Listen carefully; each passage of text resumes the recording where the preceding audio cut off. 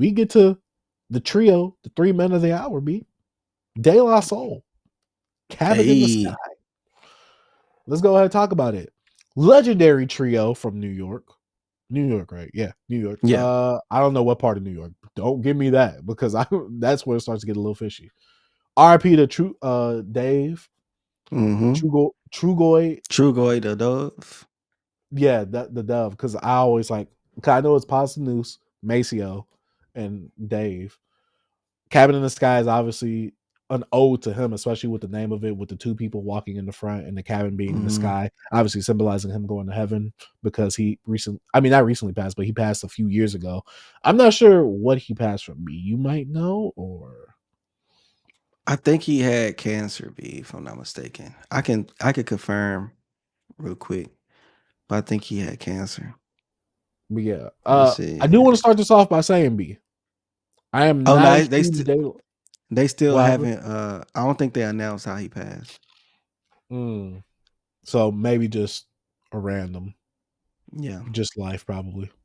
I, I'm, But yeah. Yeah, yeah. okay, but yeah, I was Cause just gonna look, say that, B. no, he had congestive heart failure. He was like a health issues, man. Yeah, it was like Mm, health issues. But yeah. uh, I'm not a huge De La Soul fan. Me Hmm. personally, I don't like 3 Feet High and Rising. I don't Yeah. respect it, but I don't. And we talked about it on the channel before. Super early video within the channel itself. We've talked about it before. In fact, you're the one that put me on Stakes is High. That's Hmm. that's that's their third album, correct? Fourth album, I believe. Yeah, because they Fourth, I did 3 believe. with Prince Paul, right? Hmm. Yeah. B, that album is perfection. That was the Yeah. day. That's why I'm like, okay, yeah, that right there. I need that. That's what I need. But I don't know why I haven't gone to more De La. I want to listen to the grind date, but I haven't. But I don't have an extensive history with De La Soul. Hmm. But I know where their place is in terms of hip hop. I know where they are, how influential they are, how impactful they are. We need a De La Soul to have a lot of the artists that we have nowadays. A lot of the artists that I love. B, what is your history with De La Soul? Because this is the first time we're really talking about an album from De La. Man, my history with him, I actually don't even, I can't even pinpoint the history. It's just like, being engulfed in hip hop culture your whole life, being, even though I'm from the South and grew up with a lot of Houston music and stuff like that, but watching movies, playing video games, De La Soul has always been a part of my childhood because they've been in video games I love, Me, Myself, and I being in different movies and, just studying the game. And that's how I fell in love with them as a group, man. Three Feet is like that album. It's quirky.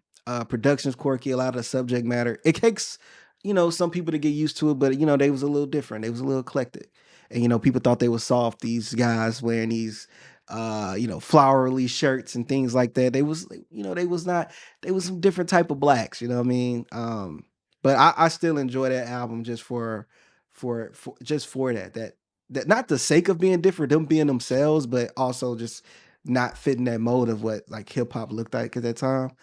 And uh, I love all they work, bro. De La Soul is Dead. I spent that today. Amazing album, and that's them like actually showing people and telling people like, yo, bro, y'all will keep testing us, bro. They was like getting in fights at their shows because people was like testing them like they were weak or something. And all these dudes are like, they pretty big dudes, like they just big dudes wearing flowers and stuff and like just happy. They like hippies, you know what I'm saying? But Mm-hmm. this album here, Cabin in the Sky, is like a De La Soul album. You know what I mean? So like that history with him, me hearing this I got emotional each time I listen to this album. Like, Mm-hmm. especially like with like Dave not being there and then just that intro of him calling out his name at the end, it gets me every time.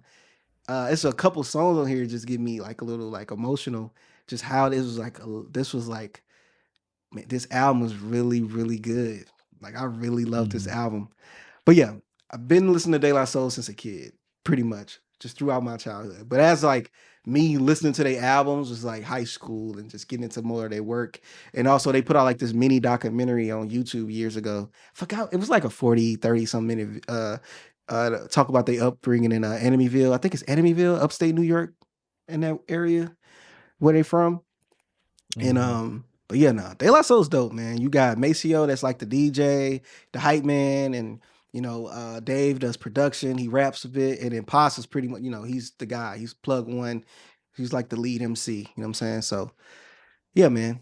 You want to talk about your thoughts on the album? Because I know you said you didn't really get to lock in on the album like that. I didn't. And my thing was, I'm just like, I really enjoyed my listen with this album. Hmm. As a non De La Soul fan, someone who really loves Stakes is High, I enjoyed this a lot. And I can definitely see where they pay homage to True Goy the Dove throughout the project, right? But like I said, I'm not as familiar or extensive with their catalog. But I Hmm. knew like when it comes to Pasta Noose, I think that's how you say his name, right? Or Yeah, I'll just Paz. say pause. Just pause. Okay, You yeah. just say I don't know pause. if like that was a thing, but with him, I'm more familiar with him because I've heard him. Obviously, you said he's the lead guy. I've heard him Hmm. plenty of times. The songs with him on a lot of the songs, obviously, off of 3 Feet High and Rising. Stakes is High. I've heard him on a good amount of features. I'm very familiar with him, but when it comes to the trio, I was like, dang, I feel like I don't hear Maceo a good amount. Like Hmm. I'm like, and obviously during this album, there's somewhat of a duo because they have to use a lot of like unreleased and pre-recorded verses from True Goy himself. But throughout the project, at first it took me a while to warm up beat because that first half of the project, I'm like, besides the premiere stuff, Hmm. I was like, oh, this kind of sounds a bit. At first, I'm like, beat, this sounds a bit too quirky and dated for me. I But love it. Yeah. it started going B, and I'm like, to me, this sounds like older Daylight that I've heard. I'm like, so Hmm. I can't be mad at it, but I'm like, is this what the whole album is gonna be? Because I can see how this album is supposed to pay homage, but also be more of a modern album for Daylight. We're going into this B, and I'm like, okay, I see where we're going at this now. Because having Hmm. a song like a quick 16 for Mama, Killer Mike killed his verse. B, Black Thought on what was the song? Was it In F. was it NF? Yeah. Uh-huh. Q-Tip, Day in the Sun. A lot of the features to me here. I even like Slick Rick B. You know my history On with that Slick hook, Rick. on the young, Yeah. oh yeah, on the yeah. And you know my boy Common was on that too. I'm like, Hmm. oh, we got the goat on here. But going That through this different project world, right that here, joint fire. I agree. I was like, yo. Hmm. And the more listens I did to it, because I did like 2.5 listens in total, right? Hmm. The first part really started warming up to me. I'm like, okay, I see the personality. I see the Hmm. charm. I see Hmm. the DNA of what they were really going for at the beginning. Because at first, like I said, I'm like, this sounds dusty and dated. I'm like, these flows. I'm Mm-mm. like, I don't know. Yeah, I'm yeah, like, yeah. me. I'm like, yo, it was getting to a hip, a hop, a hippie. I'm like, Nah, you being me. It was disrespectful to getting Paz. me, huh? I said you being disrespectful to Paz right now, man. Me, I'm sorry, but every time Dave was on, I'm like, oh, okay, we getting to it now. But pause, Mm, I'm like, we showing our age here or like what? But overall, for me, I thought their performances was really, really solid. Production was really handled with care, and I feel like a lot of things that were supposed to be captured were captured right and tastefully, obviously.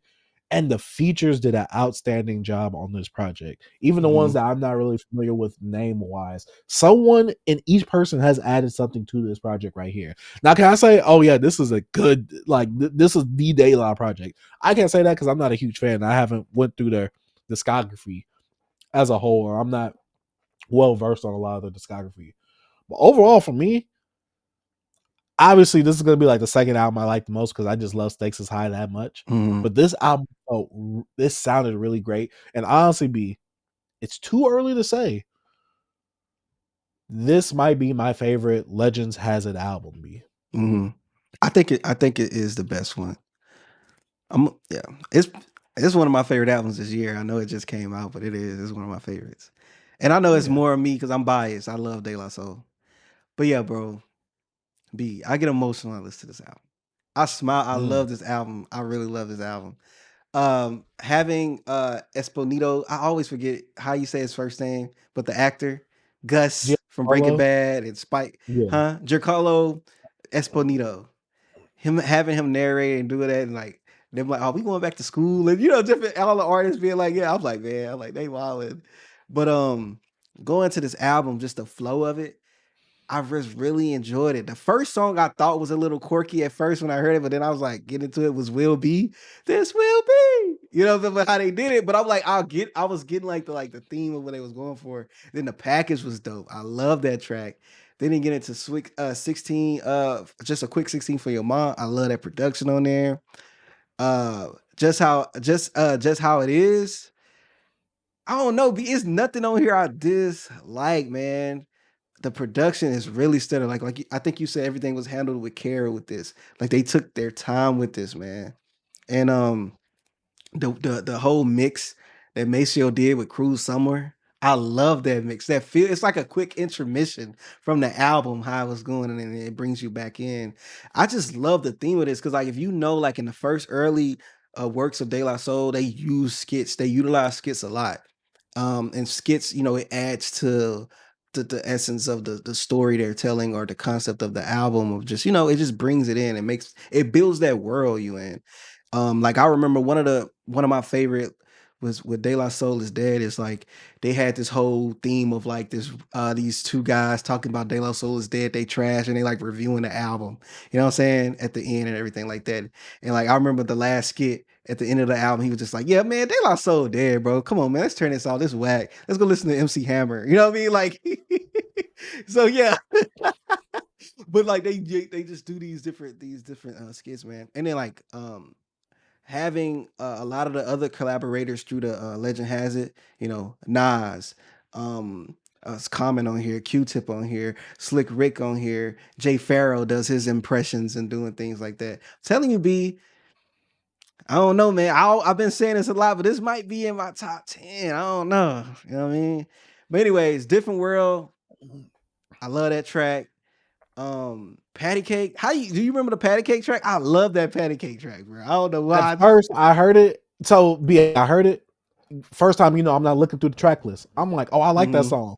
But when I started looking back at the track list and I didn't know what song it was, I'm like, why would I like a song like that? Then I reheard it Yeah. on my second listen. I'm like, oh wait, why didn't I Yeah. like the I like song? Why this. did I I like that. dislike on this? Yeah. Oh no, I like this album, man. And then uh I like how they incorporated Dave in this, and then also just making sure they talked about him and having like different like spoken word pieces. I don't know, just a love letter to that guy, man. They said long as it's just me and Maceo, it always be the energy of three. You know what I'm saying? And just they had the one little skit of like, how are you focused so much on death and you ain't gonna better live? You know, that's stuff you hear growing up and things like that. I don't know. I really like this album, man. I like how they finished it off. Don't put now that was like a little interlude, but like Cabin in the Sky, Palm in My Hand, like it's nothing on here, bro, that I really dislike, bro. It's what's up, B? What you have? Yes, I'm saying. The only problem I have with this album, I wish "Don't Push Me" wasn't the last song. Oh yeah, you wish it was like in the middle or something because it was like a little I interlude, but wish what? "Cabin in the Sky" was the last song. To me, that would have been like the Mm, perfect send off right there. The I think they title track, wanted to end it. I think they perfect. wanted us to hear Dave at the end, like just something from him. That's how I was looking at it. But yeah, I get you though, B. I get you. But that is a good ender. Cabin in the Sky. Yeah. It's like and it's the title track, the album. Mhm. But that's my thoughts now, man. I need to like get more of the things that Pops was saying throughout the album. You know, I need to sit with it more. I listened to it twice in the headphones, and as I cleaned this morning, I just played it on my. I bought a like a Google what's it called? No, a Apple Pod Home or whatever home I have, Mhm. and really good speaker, bro. It's I don't know, just playing it out in the house, pretty cool, man. Just listen to the album. I love De La Soul, dog. B. I love this album, bro. I was in tears. I was in tears the first listen. B. I was driving to work, and I was just like, dang, man. I don't know. I'm an emotional guy sometimes. You know when Joe Budden cried about De La Soul because they didn't get their splits, and they Oh, Tony yeah, Boy. yeah. That was me, B. But nah, great album, man. I enjoyed this a lot. I agree. Like I said, that second listen, this is one of those albums that I needed that second listen to because I'm just like, oh, I like that first half. I mean, I like that second half. That first half was whack. When I listen to it Yeah. again, I'm like, okay, it's setting in now. I'm like, okay, I get it. Like it to me, the first half was just so slow and it felt so. at that time when I first heard it, it sounded so outdated. But I'm like, okay, this is purposeful, and I Yeah. get it now. Like I get the charm, I get the unique quality and kind of throwback nature of what they're going for right here. Kind of like the more, I don't want to say off kilter flow, but it it definitely didn't sound like super in pocket to what we're used to hearing nowadays. But that Mhm. gave it a little bit more character and it made it stand out a lot more because I'm like, all right, if he's gonna be off kilter like this, I need to start listening really to what he's saying because he's saying Mhm. something. And one line that hit me B was like, he was like, "Yo, I miss the days that we was arguing." I'm just like, Yeah, dang, yeah. like Yeah. that's something like I don't even think about. Like you never want to think about the bad times. But it's like, yo, I wish we could just still argue again. Yeah, Like yeah, yeah, I 'cause understand. fire, bro. Hey, man, I love this release. I still can't decide which variant I'm gonna buy. Like, I have both. I Mm, have the one on Fat Beats in the cat in a cart, and I have the limited edition. I think I'm gonna get both because I have 2 covers. I think I'm gonna buy both of them, bro. F it. yeah. But I yeah, really shout out like De this La cover. This Soul. cover is dope. Yeah, that's why Yeah. I want both covers. So I'm gonna buy this one, the splattered version from Fat Beats, and then I'm gonna buy the other Mm, one from Mass Appeal. Yeah, be double dipping. I love I'm it. du- I love. I'm We double. love I'm to double. hear it, B. Yeah, man. I usually don't do that, but I'm gonna do it for De La. You Hey, know what I'm you gotta saying? double it up, B. Double it up. That's Yeah. what I like to hear. But yeah, overall for Mm-hmm. me, I enjoyed this album. Like I said, it's my favorite out of the Legends has a series so far. Even though I think we might have said that for like the last album with the Mob Deep. Now we're Mm-hmm. moving here, but that's good though because it's showing the quality of a lot of these And older artists what they're able to do, especially in modern times, given the tools and given the opportunity and things like that. So it's definitely super dope that Nas was able to put this on his Mass Appeal label, get these guys, right what they did. Because I know Tommy Records, that's the name, right? Tommy Records. mm-hmm. F them over, screwed them. Yeah, Yes, yeah. F them, bro. F Tommy yeah. Records, bro. And now De La's on streaming because I remember when that was a big thing when they came to streaming and stuff like that. So Mm-hmm. yeah, it's really dope to see De La being able to release this album. And I know Slack on both sides, shout out to him. He tweeted something like, "Yo, this was like a great final album," and they said final. Mm-hmm. So I'm just like, okay, they got more in store for us Yeah, later on. So even if this was their last album, this seems like a good ending chapter for them. I'm not yeah. saying it is, but Yeah. I don't think it's they last. Nah, man. no, They they in their said this. mid-50s. They still doing their stuff, bro. I'm ready. Cause they never put out nothing by themselves or nothing. They always work together. And to my knowledge, yeah. From what I know, you know. That's really dope, man. Shout out to De La Soul. Like I said, Yeah. very impactful, very influential within hip Mhm. hop and pop culture itself. But Yeah. if y'all haven't heard it, let us know what y'all think about it down in the comment section down below. B, you Yeah. got any And final statements for this album? oh yeah, man. Shout out to De La Soul, man. Paz and Maceo keeping it together, putting this album together. Shout out to Nas, Mass Appeal, and R.I.P. Dave, man. I really love this album. I'm telling you, I love this shit. There's a lot of good music B, came out this year, B. I ain't gonna lie now. Like a lot of hey, good music came out. Like when you think about music, bro, a lot of good music. B, 2025 shaping up to be better than 2024? I, I want to say musically, maybe, yeah, man. Just pure music releases and album Mm-hmm. bodies of work. 2025 might has it. I think 2024 just had the bigger moment. Speaking Yeah, of bigger moment, Man, shout out to Beyond Beats and Culture